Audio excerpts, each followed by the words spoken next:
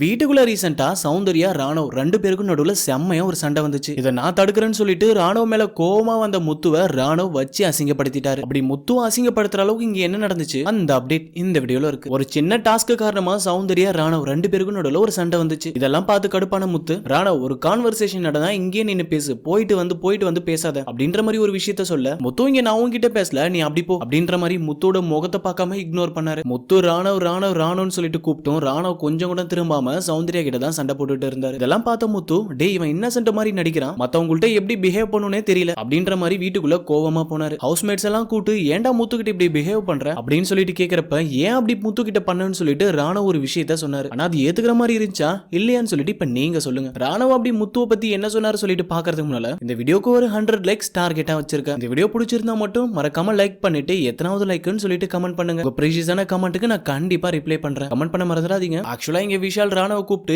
ஏன்டா முத்துக்கிட்ட அப்படி பண்ணன்னு சொல்லிட்டு கேக்குறப்ப, டேய் நாங்க ரெண்டு பேரும் இங்க பேசிட்டு இருக்கோம், இவன் தேவையா இல்லாம மாஸ் கட்டுறதுக்கு அவ்வளவு சவுண்டா என் கிட்ட சண்டை போட வரான், அவன் பண்றது கரெக்டா இல்லையான்னு சொல்லிட்டு நீயே சொல்லு விஷாலு அப்படின்ற மாதிரி ராணவ் இங்க ஒரு பதில் கொடுக்குறாரு. இந்த விஷயத்துல ராணவ் பண்ணது கரெக்டா தப்பா அப்படின்னு நீங்க சொல்லுங்க. அது மட்டும் இல்லாம வீடியோ பிடிச்சிருந்துச்சுன்னா மறக்காம லைக் பண்ணிட்டு கமெண்ட் பண்ணுங்க. உங்க கமெண்ட்டுக்கு நான் கண்டிப்பா ரிப்ளை பண்றேன். தேங்க்யூ ஃபார் வாட்சிங்.